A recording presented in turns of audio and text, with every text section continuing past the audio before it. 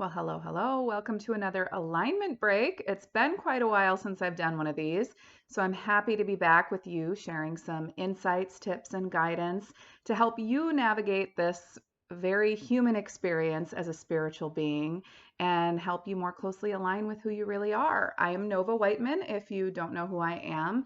I really enjoy creating conscious content like this. Lots of different stuff out there, different avenues to access this type of material, but it's all in service of helping to create more self-awareness, more consciousness, and more intentionality as you move along what can be a very rocky journey, right? Especially addressing those human components, because when you're on a spiritual path, I think that is the part that gets stepped over the most. And I am a huge advocate and fan of embracing your humanity rather than condemning it or looking at it as something to overcome. So, what I want to focus on for today's alignment break is the two most important daily alignment practices to practice, to stay very committed to during winter. Okay, so winter could mean the very literal version of that, which I'm experiencing here in Minnesota. It is winter here and it is cold here, although today it's like going to be a balmy close to 40 degrees. So we celebrate those small wins, especially before it crashes down to, I think the high tomorrow is 10, and my kids will be walking to the bus stop probably more along the lines of 0 degrees or maybe below zero. We're hardy people up here. But you know, that can impact your mood, your vibration, and your ability to stay in alignment. I also mean it in sort of a metaphorical way where we all experience different seasons of life, right? And that can be contributing, or I'm sorry, impacted by what's going on. Like maybe it's just a particularly challenging part of your life where a lot of external things are coming up or going wrong, or just kind of hitting you out of the blue, like losing a job, going through a breakup, losing a loved one, being sick for a prolonged period of time. It can also speak to more of just the natural ebb and flow. So the ebb and flow of energy, that is. So I've spoken to this before. You're either in a state of energetic flow where things are, you're aligned, you're tuned in, tapped in, turned on, you're clear, you're conscious, you feel like you've got this energy, vibration, alignment, conscious manifestation stuff down a little bit. And then you might experience an ebb where you feel none of that. You feel like you've forgotten all of that, and maybe you're royally screwing up on this journey, or it's just really, really quiet and still. And there's different expressions of it, but an ebb and flow of energy is completely natural. It's completely normal. We're going to experience it throughout our human lives. So it's a really good thing to sort of put names to this so that we can recognize it and work with it. So whether you're dealing with really, really cold temperatures and getting really sick of the same white scenery with a good mix of brown dirt in the snow, that's usually my favorite come February here in Minnesota, or you're going through one of those metaphorical winters.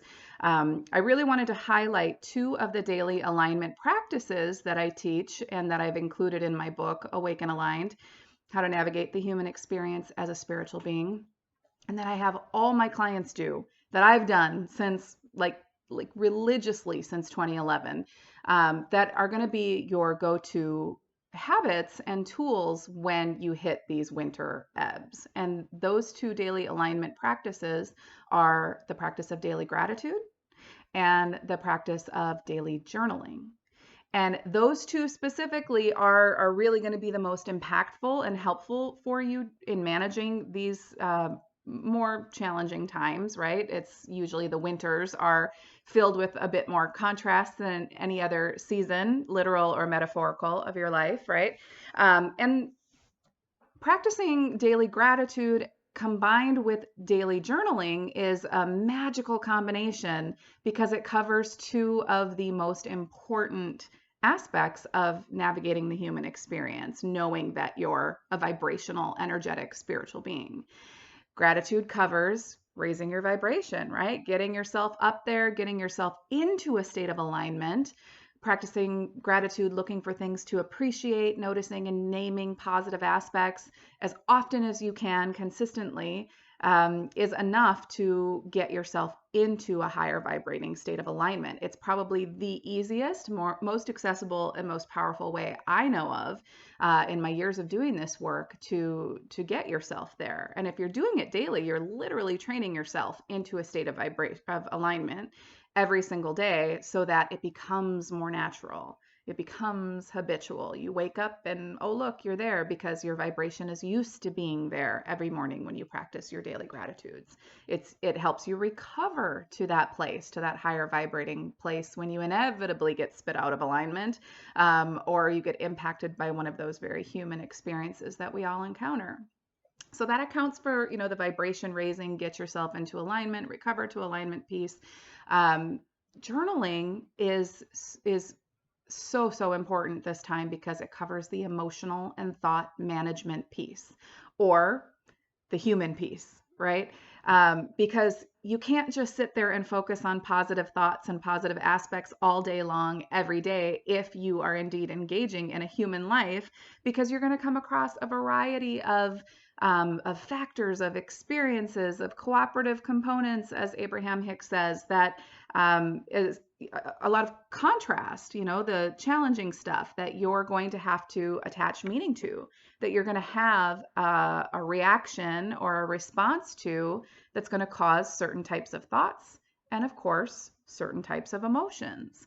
And you can't always just slap a gratitude band-aid over that and be like, oh, well, I'm happy anyway. I choose happiness I choose to be happy anyway.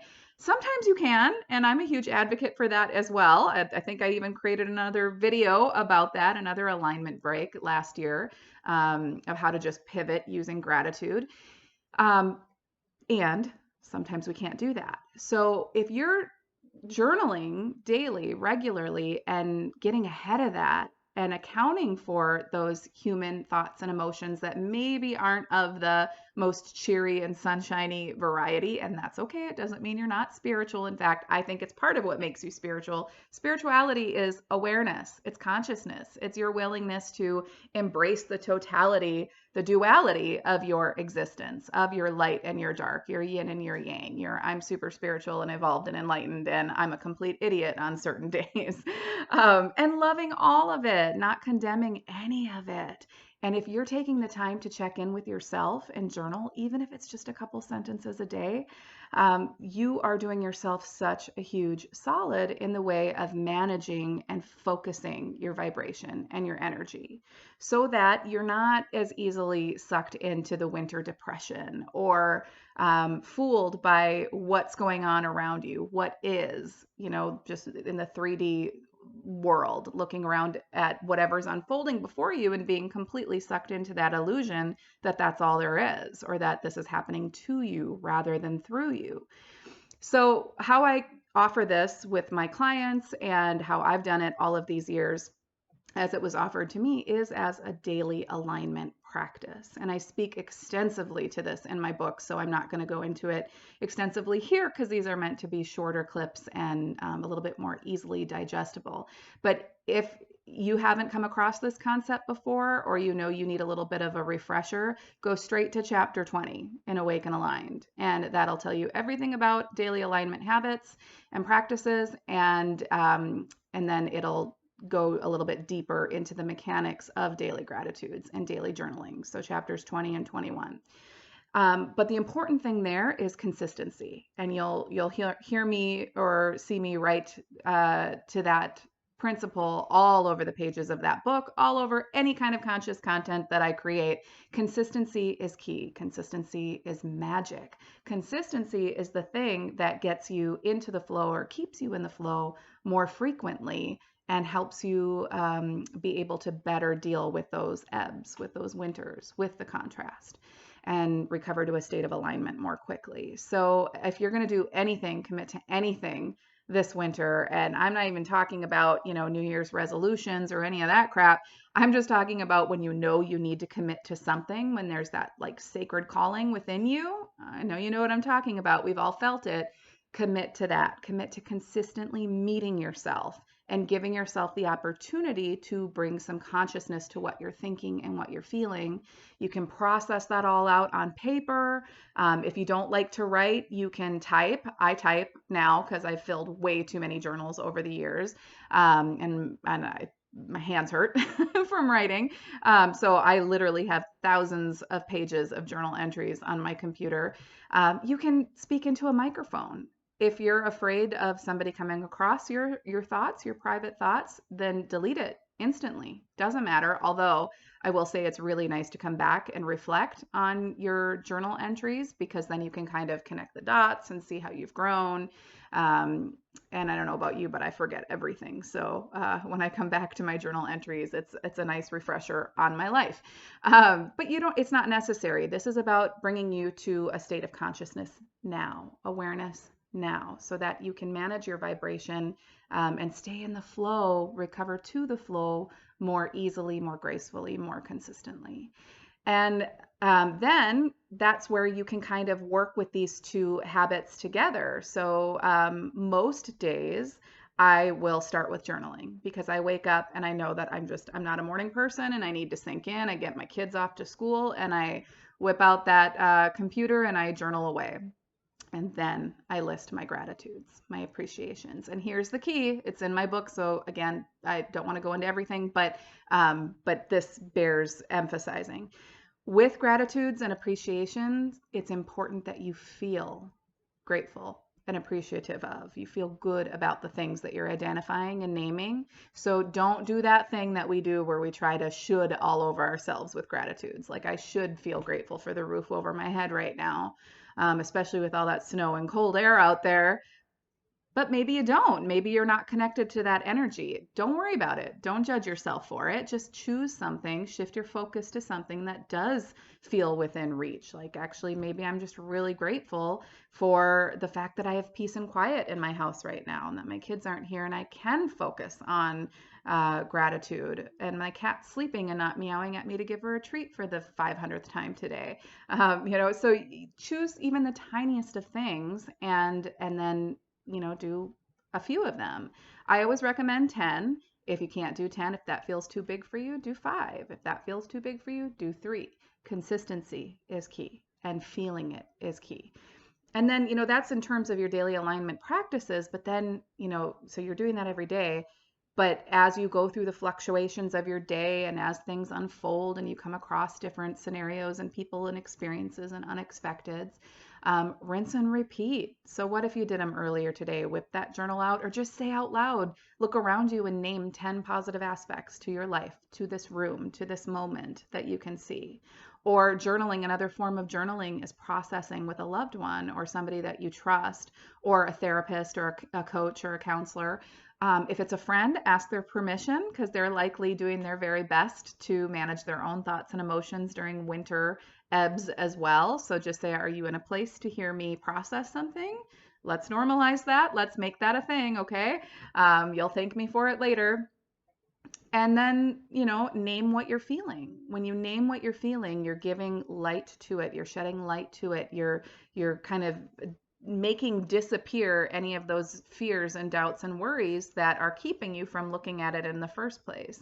There's a great quote, what you resist persists, what you look at disappears, or something like that. It's either from A Course in Miracles or Conversations with God, or both. I'm not sure which is the originator, but what it's really saying is, as soon as you name something, you make one of your over 60,000 thoughts a day conscious, then you're helping to move it and release it out of the way, which is creating more space for allowing and releasing that resistance. What happens then? You are in alignment. You are more in alignment with who you really are, your magnificence, your divinity, your authenticity. It's easier to navigate your life from that vantage point. So if you haven't yet, or you have, but you've kind of slipped off this daily alignment practice or these daily alignment practices, I invite you to adopt daily gratitudes and daily journaling. Again, if you need a little bit more of an in-depth explanation on those habits, how to do them, what the vibrational mechanics are, suggestions and everything, go to chapters 20 and 21 of Awake and Aligned, how to navigate the human experience as a spiritual being. It's on Amazon. And it's on audio now, if you're an audio person. Other conscious content, other ways to access more tips and guidance and insight like this. There's a ton of them, guys, anywhere from my free Facebook group, Spiritual Alignment Community, to my membership, which is a monthly membership. You can dip in and dip out whenever you want. You have access to all the content that has ever been created for that membership, but it includes monthly masterclasses that dive deeper into one of these elements to alignment and the human experience, plus a live Q&A call and weekly videos to help you stay conscious and intentional and aware. There's, of course, my book, which I've already named, this YouTube channel, and then probably the easiest is just to sign up, if you haven't already, for my free 3-day e-course at novawhiteman.com. All of this is in the show notes here, but it's 3 days to raise your vibration so that you can be in the flow and aligned with who you really are more often than not. So no shortage of content out there, guys. Take your pick, but do it. Give that gift to yourself, because I guarantee you those moments when you're feeling at your worst, the most stuck, the most stagnant, are when you are not engaging in consciousness, when you are not doing what it takes to effectively manage your vibration. And it doesn't take much. It's none of this like 3D, patriarchal paradigm stuff that we've been taught growing up to prove our worthiness. It's just a small turning of thought. It's embracing, it's acknowledging, it's choosing to love ourselves versus introducing a whole lot of stuff that just brings about more resistance. So there you have it. Try out these 2 daily alignment practices. Do it for at least a week, 2 weeks straight to give yourself that hands-on experience, and let me know. Let me know how that lands with you. Let me know what changes, it's going to be internal first. It's always internal first. How you feel changes. That's what we want anyway. And then by universal law, the external stuff starts to change pretty quickly as well. So share with me in the comments, or if you're receiving this through another mode, send me an email. You know the drill.